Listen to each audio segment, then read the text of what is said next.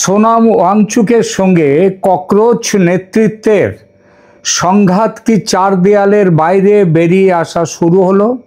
সোনাম ওয়াংচুক কি একা, নাকি তার সঙ্গে আছে ককরোচ পার্টির বিক্ষুব্ধরা? কেন বলছি এই কথা সেটা দেখা যাক।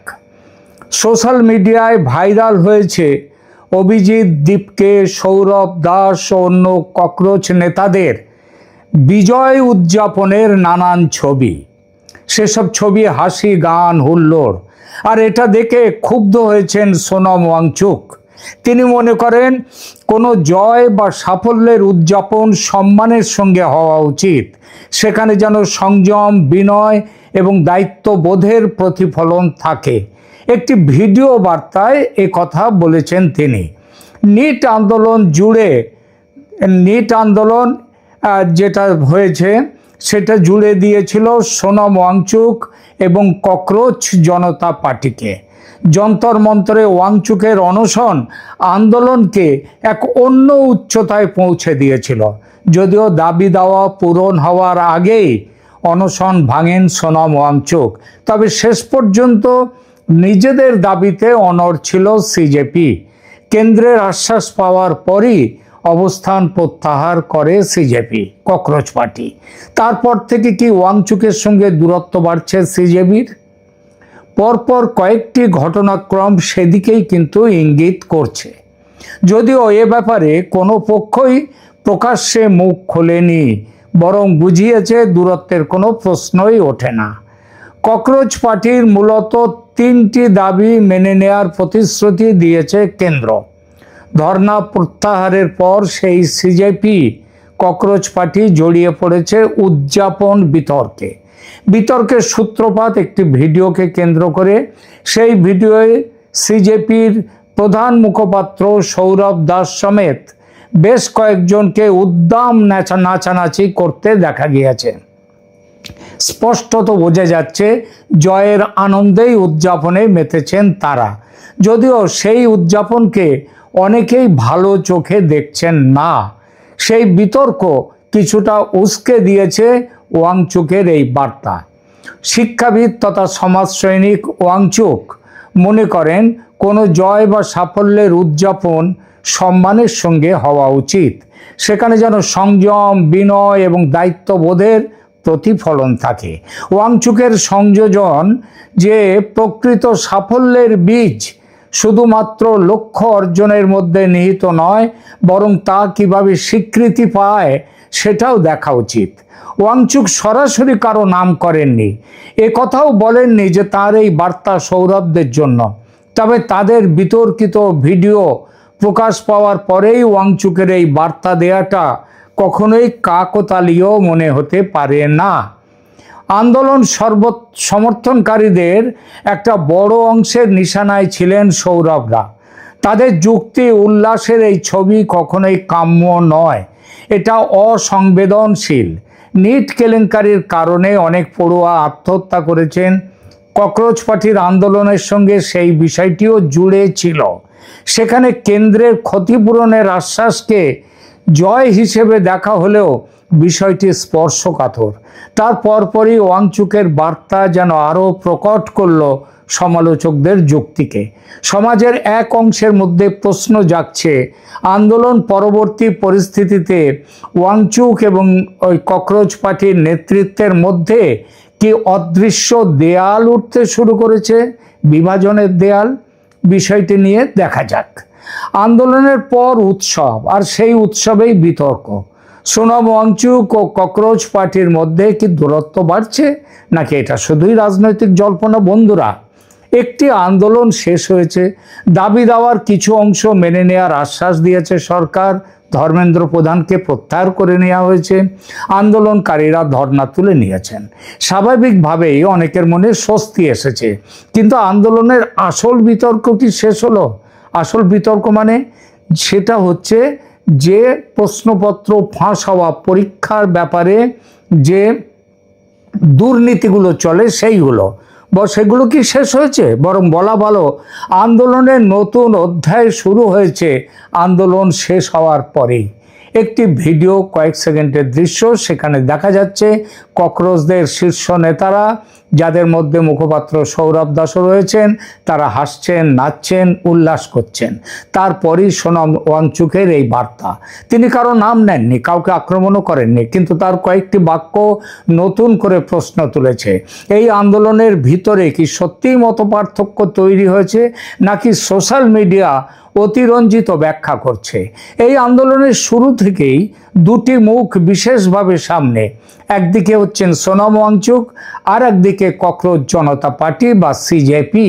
ওয়াংচুকের পরিচয় একজন শিক্ষাবিদ, উদ্ভাবক এবং সমাজকর্মী হিসেবে। তিনি অনশনকে আন্দোলনের প্রধান অস্ত্র করেছিলেন গান্ধীবাদী পথে। অন্যদিকে সিজেপি ছিল সংগঠনের শক্তি। দেশ জুড়ে প্রচার, কর্মসূচি, মিছিল, সামাজিক যোগাযোগ মাধ্যমে প্রচার, সব কিছুর দায়িত্ব ছিল তাদের কাঁধে।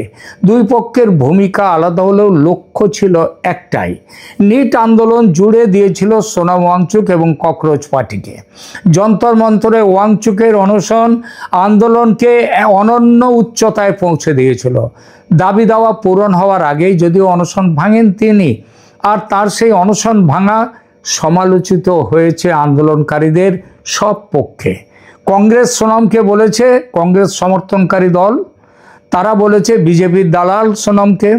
আম আদমি পার্টির বক্তব্যও মোটামুটি তাই।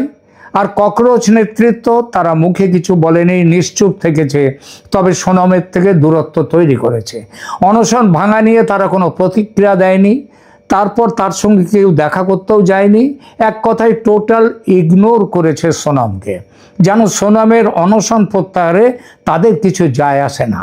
এবং শেষ পর্যন্ত নিজেদের দাবিতে অনড় ছিল ককরোচ পার্টি এবং সরকারের কাছ থেকে জয় ছিনিয়ে নিয়েছে। এবং তখন থেকেই ওয়াংচুকের সঙ্গে দূরত্ব বাড়ছে সিজেপির। পরপর কয়েকটি ঘটনাক্রম সেদিকেই ইঙ্গিত করছে, যদিও এ ব্যাপারে কোনো পক্ষই প্রকাশ্যে মুখ খোলেনি।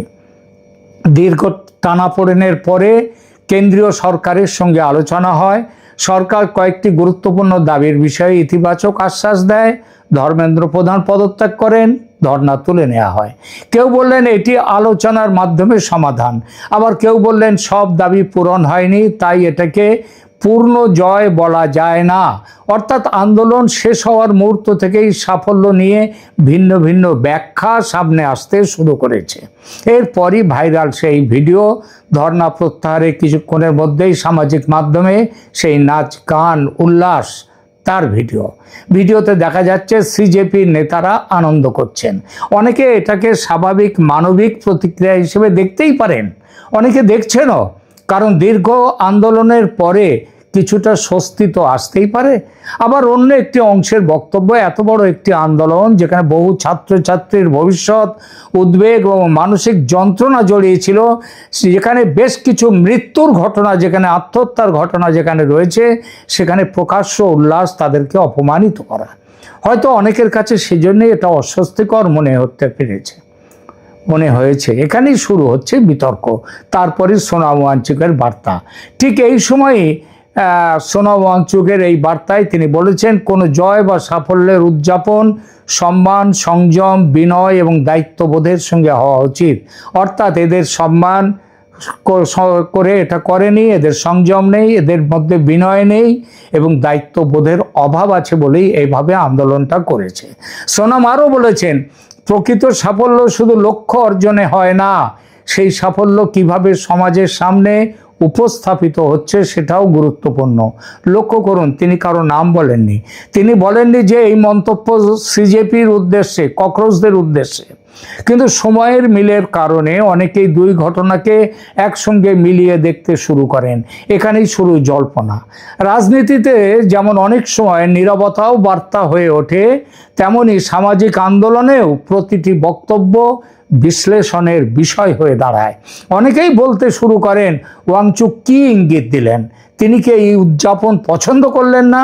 আবার অন্যরা বলেন, এমন সিদ্ধান্তে পৌঁছানোর মতো কোনো প্রমাণ নেই এখনো, কারণ কোনো পক্ষেই প্রকাশ্যে মতবিরোধের কথা বলেনি, বরং দুই পক্ষ সম্পর্ক স্বাভাবিক বলেই ইঙ্গিত দিয়েছে। সুতরাং এই মুহূর্তে দূরত্ব তৈরি হয়েছে এমন সিদ্ধান্তে পৌঁছানো তথ্যসম্মত নয়।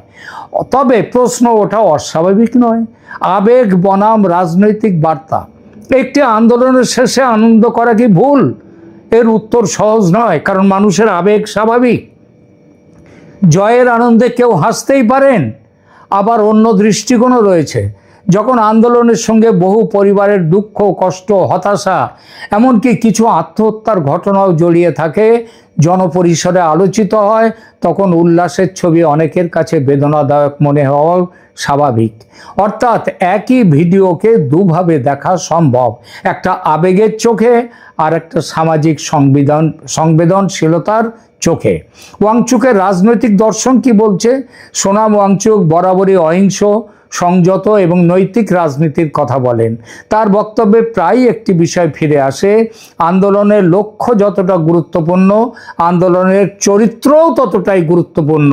তাই তার বার্তাকে অনেকেই তার দীর্ঘদিনের নৈতিক অবস্থানেরই ধারাবাহিকতা বলে ব্যাখ্যা করেছেন।